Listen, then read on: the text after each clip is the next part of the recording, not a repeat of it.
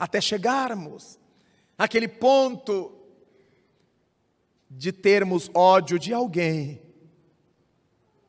que matou o nosso ente querido.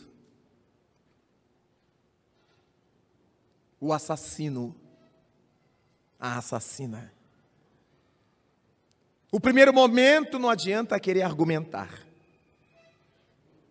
Do nosso homem velho brota a ira, o desejo de vingança, o ódio cavalar. Só com o passar do tempo, as coisas vão se asserenando em nossa intimidade. Mas vale a pena que a gente raciocine. Primeiro, o nosso ser querido, nosso ente querido, reencarnou com determinados comprometimentos, dívidas kármicas, que a gente desconhece, carências morais, que o encaminharam para aquele desfecho. Por outro lado, os nossos entes queridos não morrem porque perdem o corpo. Eles apenas desencarnam. Resgatam dívidas, quando de fato resgatam, mas não desaparecem, nem da vida, nem da nossa vida. Por outro lado, vale nos considerar que digno de dó é o assassino. Ele é que carregará esse fardo da culpa dali para frente. Já que o escândalo é necessário, ai, porém, daquele que o provoque, disse Jesus. Se alguém tem que expiar numa morte difícil, numa desencarnação difícil, aquele que provoca essa desencarnação difícil, assume a culpa, assume o débito, que a lei divina iria cobrar naturalmente. Aí estão os vendavais, os terremotos, os maremotos, aí estão os acidentes coletivos, aí estão as chuvas drásticas, os aguaceiros, os desabamentos, os curtos-circuitos, para que ninguém seja responsabilizado. Aí estão os vulcões, as tsunamis. Quando alguém tem que resgatar através de uma morte difícil, a vida o leva a ter a morte difícil sem que ninguém seja culpado. Começamos a racionalizar. E isso não nos retira a dor nem a saudade, mas nos retira o ódio. Passamos a nos apiedar de quem assumiu esse fardo. Há alguns anos, gosto sempre de narrar esse episódio pela sua dignidade.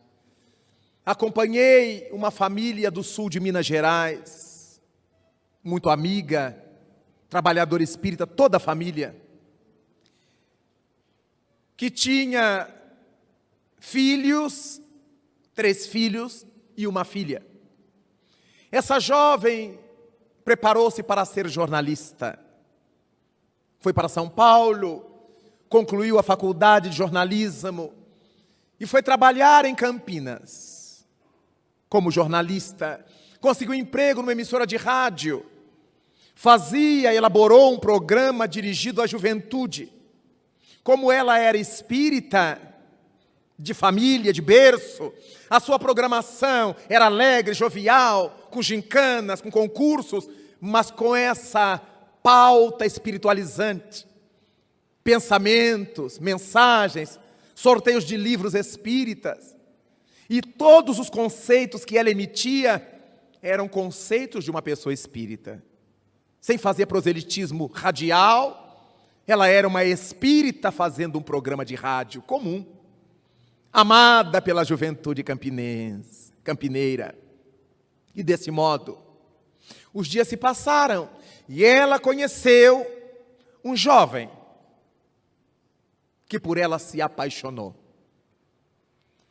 A família se deu conta do enamoramento e ficou sabendo, através da própria jovem, que o moço era dependente químico, mas que ela o amava muito e ele a ela, e gostaria de unir-se a ele para ajudá-lo a se libertar dessa tragédia, desse flagício moral, da droga. Sendo uma pessoa maior de idade, os pais respeitaram-lhe o livre-arbítrio e o casamento foi feito debaixo da alegria familiar e das sombras que pairavam o coração dos pais. É sempre uma preocupação. Ela continuou a trabalhar no seu jornalismo e o rapaz nos seus trabalhos, seu serviço, na sua profissão, até que um dia chegou a notícia à sua cidade de que ele a havia assassinado.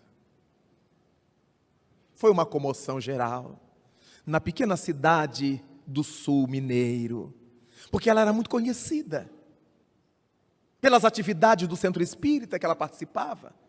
Juventude espírita, numa cidade pequena, todo mundo sabe quem é. E depois do seu trabalho em São Paulo, foi um transtorno. E os irmãos com os pais se deslocaram para Campinas para resolver a respeito do funeral, as providências.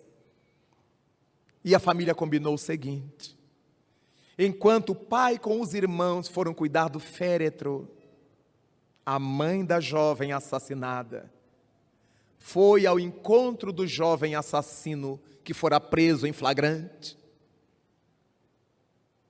para chorar com ele, para confortá-lo, porque ela tinha certeza de que o jovem amava a sua filha. Foi o demônio da droga na sua mente, a permissividade dele para ingerir aquele veneno que o transtornara. Sendo uma família espírita, ela sabia que o Criador jamais permitiria que sua filha sofresse alguma coisa que não merecesse. Feitas as cerimônias fúnebres, inumado o cadáver e o rapaz preso, durante muitos meses, todos os finais de semana, a família se deslocava do interior de Minas para visitá-lo na cadeia, para fazer o evangelho com ele, para chorar com ele, a amada querida desencarnada. Na medida em que o tempo foi passando, vinha o casal, ia ela sozinha, a mãe, e na medida em que ele foi apresentando bom comportamento ao longo do tempo, e já podia sair nos fins de semana, ele saía de Campinas e ia para a casa da mãe da vítima, passar o final de semana, ir para o centro espírita, trabalhar com eles no centro espírita e chorar de arrependimento com a família. Nunca eu houvera visto o espiritismo vivido numa situação verídica. Não era uma teoria de alguém supondo que, era um fato concreto, vivenciado, como Jesus espera que vivamos. Essa família sofreu uma vez só a desencarnação da filha, da irmã, da amiga. Mas não sofreu o ódio, que é pior do que a dor da saudade da desencarnação. Porque o ódio nos macera, nos infelicita, nos destrói gradativamente, nos vai matando aos poucos. Nunca eu me esquecerei do que eu ouvi daquela mãe. Se ele matou minha filha, tirou-lhe o corpo, Ele é que precisa de mim. Minha filha resgatou, Ele fez para resgatar no futuro.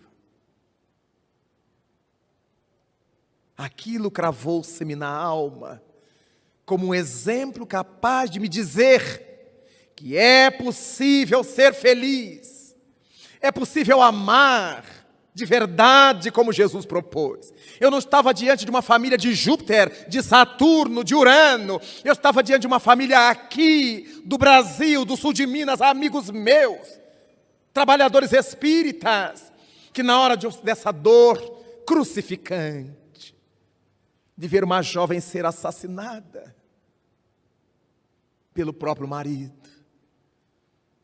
soube sublimar a dor, e ir ao encontro do criminoso. Nunca me olvidarei.